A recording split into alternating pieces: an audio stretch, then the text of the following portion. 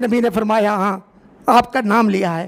سیدنا کعب روتے جاتے تھے اور نبی کریم صلی اللہ علیہ وسلم کو قرآن پڑھا سنا رہے ہیں، اور پھر قرآن کی سمجھ میں جب باری آئی تو آپ نے عبداللہ ابن عباس کا نام لیا کہ یہ جامع قرآن ہے۔ جب میدان جنگ کا وقت آیا تو اللہ کے نبی نے سیف اللہ کا خطاب دیا، جناب خالد بن ولید، سیف اللہ، اللہ کی تلوار۔ ہر شخص کو اللہ کے نبی صلی اللہ علیہ وسلم نے اس کا مقام، اس کا مرتبہ، اس کی بلندی جو تھی، جو اللہ کے نبی صلی اللہ علیہ وسلم کو اللہ نے نبوت کے ذریعے بتا دی تھی، آپ نے اس کو اس معراج پہ مقرر کیا۔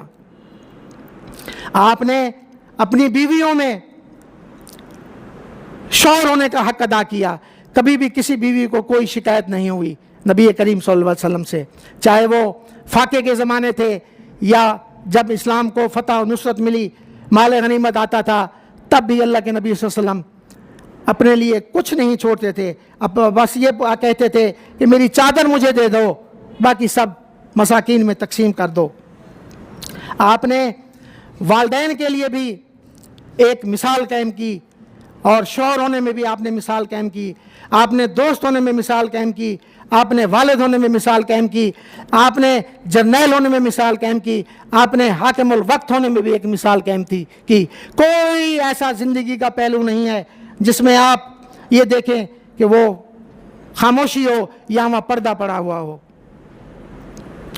پچھلے دنوں مجھے بات یاد آ گئی، ایک حدیث لکھی ہوئی تھی ہمارے بورڈ پہ، تو بہت سے لوگوں نے کہا کہ ہمیں یہ بات سمجھ نہیں آئی، اسی کبھی وضاحت کر دیجئے گا۔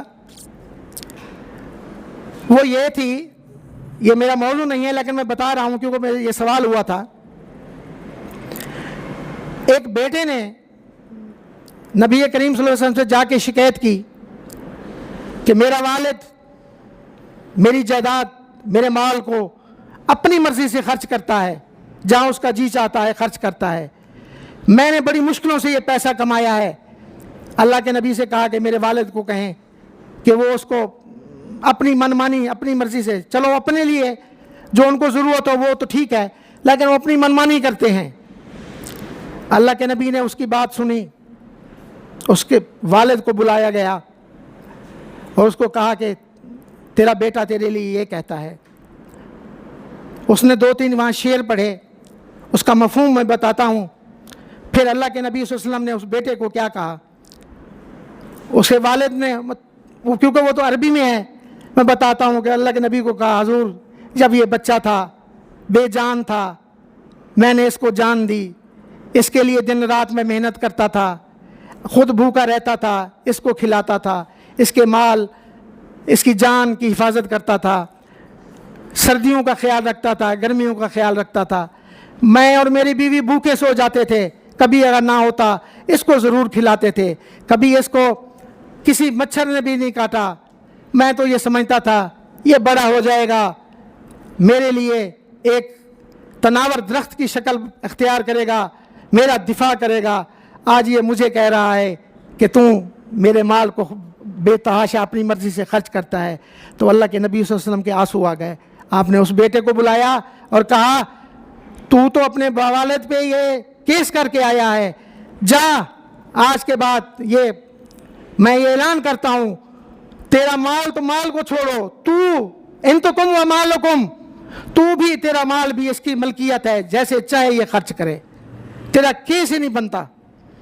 انتکم و مالکم، تو بھی اور تیرا مال بھی اس کی ملکیت ہے، یہ جیسے چاہے خرچ کرے، تیرا تو کیس ہی نہیں ہے۔ یہ تھا اس حدیث کا مفہوم۔ تو آتے ہیں اپنے موضوع کی طرف۔ آپ خامند ہوں یا باپ ہوں یا معلم ہوں یا رہنما ہوں، کسی بھی حیثیت سے آپ ایک لاجواب، بے نظیر، بے مثل اللہ نے آپ کو بنایا۔ جس شعبے میں بھی آپ کا قدم مبارک پڑتا، آپ انگلی کا اشارہ بھی کر دیتے تو وہ دنیا ہی بدل جاتی۔ نبی کریم صلی اللہ علیہ وسلم ہمیشہ غریبوں، یتیموں، مساکینوں کا خیال رکھتے، خود بھوکے رہ جاتے، لیکن ان کے لیے ہمیشہ خیر و بھلائی اور مال و دولت خرچ کرتے رہتے، کبھی بھی اپنے لیے کوئی جائیداد نہیں۔ جو بھی اللہ نے مال غنیمت میں سے نبی کریم صلی اللہ علیہ وسلم کا حصہ مقرر کر دیا تھا، وہ اپنے حصے کو فوراً ہی خرچ کر دیتے تھے، کبھی اپنے پاس نہیں رکھتے تھے۔ آپ علیہ الصلوۃ والسلام وقت کے لیے بھی یعنی منظم رکھا، وقت کے طریقے بتائے کہ اللہ نے یہ 24 گھنٹے دیے ہیں، ان کو کیسے گزارنا ہے اور ان کے میں آپ نے کیا کرنا ہے۔ ہر چیز کا اللہ نے اپنے نبی کو وہ علم، وہ شان، وہ رفت، وہ بلندی، وہ معراج عطا فرمایا ہے کہ آج تک یہ کسی انسان کسی نبی کی بھی ملکیت نہیں ہے جو آقا علیہ الصلوۃ والسلام کو اللہ نے عطا کیا تھا۔ آپ نے رات کو کب سونا ہے، کب اٹھنا ہے، کب تجارت کرنی ہے، کب اپنی بیوی کو ٹائم دینا ہے، کب اپنے والدین کو ٹائم دینا ہے، کب اپنے دوستوں کو ٹائم دینا ہے، ہر چیز کا، حتیٰ کہ کب کسی کے پاس جانا ہے، ایسے منہ اٹھا کے نہیں چلے جانا دروازہ کٹ کرنا میں آ گیا ہوں جی۔ اللہ کے نبی صلی اللہ علیہ وسلم نے ظہر اور عصر کے درمیان کسی کے گھر جانے سے سختی سے منع فرمایا ہے، ناپسند فرمایا ہے کہ کوئی بھی کسی کے گھر مت جائے، یہ ان کی آرام کا وقت ہوتا ہے، ان کے آرام میں خلل نہ آئے۔ یعنی کوئی بھی ایسا پہلو نہیں ہے جو نبی کریم صلی اللہ علیہ وسلم نے چھوڑ دیا ہو کہ اس میں کوئی چیز باقی رہ گئی ہے۔ اس لیے تو ہم کہتے ہیں نا، کوئی اگر آدمی ہمیں مثال دیتا ہے نا کہ جی ایسا نہیں، دین میں ایسا ہے، تو کیا سمجھیں کہ اللہ کے نبی صلی اللہ علیہ وسلم بھول گئے تھے؟ جو بتا رہا ہے ہمیں، ہم جیسا ناچیز ہے وہ زیادہ جانتا ہے۔ اگر وہ کام کی چیز ہوتی تو اللہ کے نبی صلی اللہ علیہ وسلم ہمیں بتا کے جاتے۔ کوئی ایسا عمل نہیں ہے دنیا میں جو نبی کریم صلی اللہ علیہ وسلم نے ہمیں نہ بتایا ہو۔ اللہ کے نبی فرماتے ہیں میں ایسا دین آپ کے پاس چھوڑ کے جا رہا ہوں جس کی راتیں بھی دن کی طرح روشن چمکتی ہوئی ہیں، آپ کو کبھی بھی کوئی تکلیف نہیں ہوگی۔ اللہ کے نبی ہر معاملے میں اپنے رب سے ڈرتے رہتے تھے، اپنے رب سے التجائیں کرتے تھے، کبھی کسی کے لیے کوئی بد دعا نہیں کی، ہمیشہ سب کے لیے دعائیں کرتے تھے۔ ابھی جو میں آپ کو ایک چیز بتا رہا ہوں، یہ اپنے ذہن میں اور اپنے گھر لے کے جائیں۔ اللہ نے آپ کو کیا نہیں دیا؟ اللہ کی تقسیم ہے، کسی کو غنی کر دیا، کسی کو مسکین کر دیا، کسی کو صحت والا کر دیا، کسی کو بیمار کر دیا۔ رنگ ہے میرے اللہ کے، ہر انسان کہیں نہ کہیں کچھ نہ کچھ ہے۔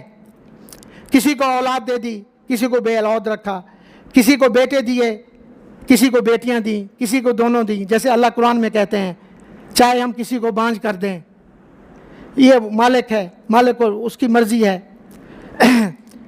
اللہ نے کبھی نہیں کہا اپنی کتاب مقدس میں کہ ہم نے آپ پہ احسان کیا ہے۔ پورا قرآن آپ اٹھا کے دیکھ لیں، رب کریم نے کبھی انسانیت کو یہ نہیں کہا کہ میں نے آپ پہ احسان کیا ہے، کبھی نہیں کہا۔ آپ دیکھ لیں سورہ رحمان، تم اپنے پروردگار کی کون کون سی نعمت کو جھٹلاؤ گے، اللہ نے یہ نہیں کہا میں نے احسان کیا ہے، کبھی نہیں کہا۔ قرآن میں صرف ایک مقام ہے جہاں اللہ رب العزت نے کہا ہے کہ لوگو مومنو میں نے تم پہ احسان کیا ہے۔ قد من اللہ المومنین، رب نے مومنوں پہ احسان کیا۔ یا رب کریم آپ نے کون سا احسان کیا؟ رب فرماتے ہیں میں نے محمد کریم صلی اللہ علیہ وسلم تم میں مابعوث کیا ہے، جو میری آیتیں تم پہ وہ تلاوت کرتا ہے، تمہیں پاک صاف کرتا ہے۔ صرف قرآن میں ایک ہی مقام ہے اللہ نے جہاں اپنی نعمت کا اظہار اس طرح سے کیا ہے کہ میں نے تم پہ احسان کیا ہے۔ آپ اندازہ لگا لیں، بے شک یقیناً اللہ نے مومنوں پہ احسان کیا جب اس نے ان میں سے ایک رسول انہی میں سے بھیجا جو انہیں آیتیں پڑھ کر سناتا ہے، انہیں پاک کرتا ہے، انہیں کتاب اور حکمت سکھاتا ہے۔ یقیناً وہ اس سے پہلے کھلی ہوئی گمراہی میں تھے۔ دیکھ لیں اسلام سے پہلے عرب کا معاشرہ دیکھ لیں، سورہ آل عمران اپنے گھر میں جا کے دیکھ لیں، یہ آیات ہے۔ جب اللہ نے اپنی نعمتوں کا ذکر کیا ہے۔ اللہ تعالیٰ نے آپ کے منہج کو تزکیہ کرتے ہوئے فرمایا بلا شبہ آپ سیدھے راستے کی طرف رہنمائی کرنے والے ہیں۔ سورہ شورى آپ کے اخلاق کا تزکیہ کرتے ہوئے فرمایا انکا لخلق عظیم، یقیناً آپ خلق عظیم پر فائز ہیں۔ سورہ قلم آپ کی زبان کا تزکیہ کرتے ہوئے فرمایا وما ینطق الا الہویٰ، اس کا اردو میں ترجمہ یہ ہے کہ یہ مت سمجھنا یہ ہونٹ خود بخود ہلتے ہیں، یہ تب ہلتے ہیں جب ہم کہتے ہیں۔ اللہ نے ان کی زبان کا بھی یعنی ایک ثبوت دے دیا کہ اور ایک گارنٹی دے دی اپنی کتاب مقدس میں کہ یہ تب کوئی گفتگو کرتی ہے جب ہم کہتے ہیں، اور فرمایا یہ نبی اپنی خواہش نفس سے کبھی کچھ نہیں بولتا۔ سورہ نجم آپ کی نگاہ کا تزکیہ کرتے ہوئے فرمایا یہ وہ نگاہ ہے نہ کبھی بہکی ہے نہ کبھی حد سے بڑی ہے۔ سورہ نجم آپ کی کتاب کا ذکر کرتے ہوئے فرمایا بے شک یہ قرآن وہ راہ بتاتا ہے جو سب سے سیدھی راہ ہے۔ سورہ بنی اسرائیل آپ کی شریعت، تبلیغ و کامیابی کا تزکیہ کا ذکر کرتے ہوئے اللہ رب العزت فرماتے ہیں آج میں نے تمہارے لیے تمہارا دین مکمل کر دیا، تم پر اپنی نعمت تمام کر دی، تمہارے لیے اسلام کو پسند کیا، بطور دین پسند کیا۔ سورہ مائدہ آپ کی امت کا تزکیہ کرتے ہوئے فرمایا کنتم خیر امت خیر اخرج من الناس، تم بہترین امت ہو جو لوگوں کی اصلاح کے لیے پیدا کی گئی ہو۔ جب نبی کریم صلی اللہ علیہ وسلم کی زندگی کی باری آئی تو اللہ فرماتے ہیں تیری زندگی کی قسم ہے، یعنی نبی کریم صلی اللہ علیہ وسلم کی زندگی میں بھی کوئی ایسا پہلو نہیں ہے جب آپ علیہ الصلوۃ والسلام سے کوئی ایسی بات ہو گئی ہو۔ رب کریم اپنی کتاب مقدس میں اپنے نبی کی یہ بھی گارنٹی دے رہے ہیں کہ ان کی زندگی بھی ایسی کمال زندگی ہے۔ اللہ فرماتے ہیں آپ کی زندگی کے قرآن میں لفظ ہے عمر، آپ کی زندگی آپ کی عمر کی قسم ہے۔ آپ اندازہ لگائیں کہ کتنی نعمتیں، کتنی کرم نوازیاں اللہ تعالیٰ نے اپنے نبی کو دی ہیں۔ آپ اگر اپنی انگلی کا اشارہ کر دیں تو چاند کو 2 ٹکڑے کر دیتے، آپ اگر کسی پہاڑ پہ قدم رکھ دیں تو وہ بھی ہلنا شروع ہو جاتا ہے۔ اللہ کے نبی صلی اللہ علیہ وسلم فرماتے ہیں کہ اللہ نے مجھے اس دنیا میں بھی امام الانبیاء بنایا ہے اور آخرت میں بھی میں تمام انبیاء کا سردار ہوں۔ اور اللہ کے نبی صلی اللہ علیہ وسلم جب قیامت کا دن ہوگا تمام لوگ مختلف قومیں اپنے رسولوں کے پاس، اپنے انبیاء کے پاس جائیں گے اور التجائیں کریں گے کہ اللہ تعالیٰ سے معافی کے لیے کوئی درخواست کی جائے یا اللہ تعالیٰ سے حساب و کتاب شروع کرنے کے لیے کہا جائے۔ سب کہیں گے ہماری ضرورت نہیں ہے کہ ہم رب کریم سے یہ بات کر سکیں۔ پھر آہستہ آہستہ آہستہ سب لوگ محمد کریم صلی اللہ علیہ وسلم کے پاس آئیں گے اور آ کے عرض کریں گے کہ آقا آپ ہی اپنے رب سے التجائیں کریں، آپ ہی اپنے رب سے جا کے کلام کریں اور بات کریں۔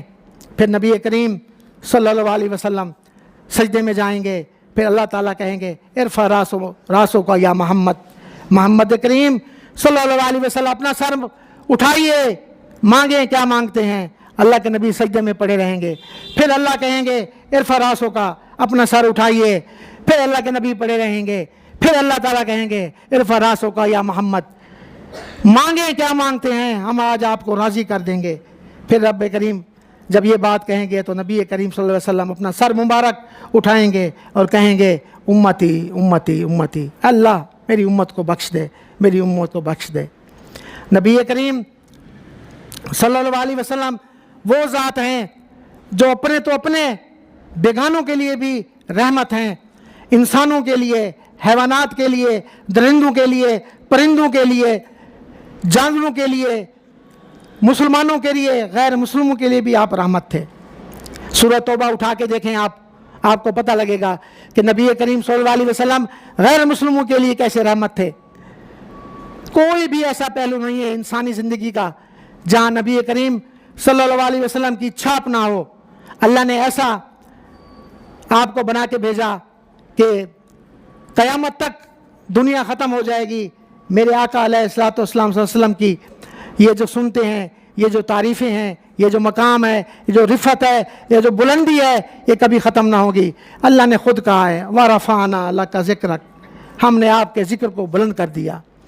ایک مرتبہ نبی کریم صلی اللہ علیہ وسلم پریشان ہوئے، بہت پریشان رہتے تھے اور غمگین ہوتے تھے۔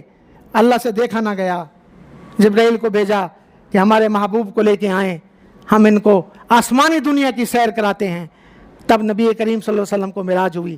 آپ معراج کے متعلق تو سنتے ہیں، لیکن اس کا شان نزول دیکھیں کہ رب کریم نے کب معراج کروائی اور کیوں کروائی۔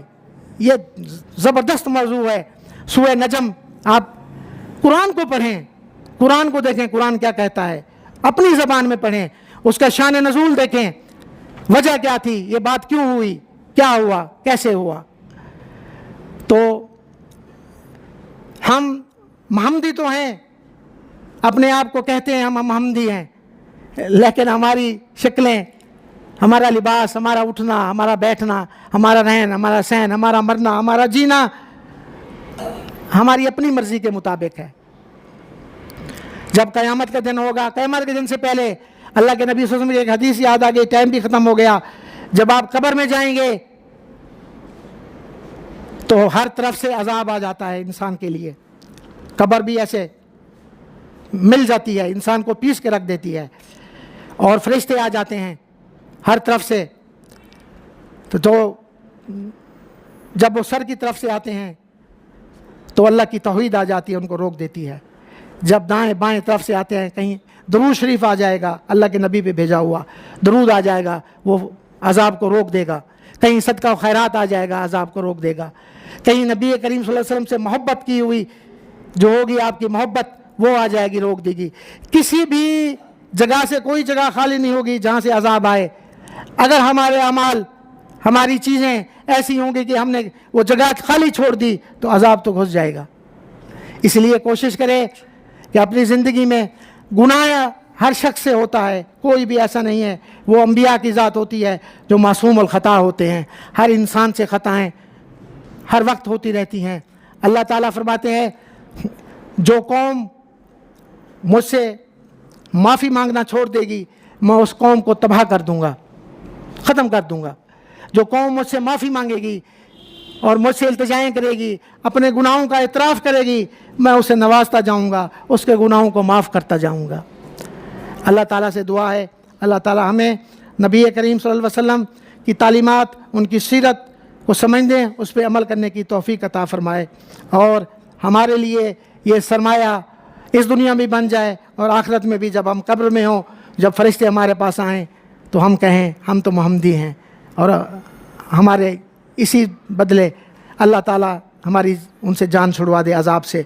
اللہ تعالیٰ ہمارے عزیز و اقارب، رشتہ دار، دوست، والدین جو اس دنیا سے رخصت ہو گئے ہیں، ان کی قبروں پہ رحمتیں فرمائے۔ اللہ تعالیٰ جن کی اولادیں ہیں ان کی اولاد کو اچھا بنا دے، والدین کے لیے سکون میسر کرے۔ اللہ تعالیٰ جو بیمار ہیں ان کی بیماریوں کو دور فرما دیں۔ اللہ تعالیٰ سب کے جو قرض دار ہیں اللہ تعالیٰ ان کے مال میں اضافہ کرے، ان کے قرض دور فرما دے۔ اللہ تعالیٰ ہم سب پہ اپنا رحم و اپنا کرم نازل فرمائے۔ ہمارا ملک پاکستان بڑی قربانیوں سے یہ بنا ہے۔ آج کل جو حالات ہیں، اللہ تعالیٰ ہمارے ملک کو اچھا ایک بہترین حکمران عطا فرمائے جو پوری قوم کی اصلاح کر دے۔ میں نے یہ مسجد اپنے والدین، اپنے دوست، رشتہ دار، اپنے دادا، اپنی دادیوں، چاچا کے لیے، اپنے شہر کے لیے میں نے نیت کی ہے۔ اللہ تعالیٰ اپنی بارگاہ میں ان کے لیے قبول و منظور فرمائے اور ہمارے گناہوں کو معاف فرما دے۔ وما لنا الا البلاغ المبین۔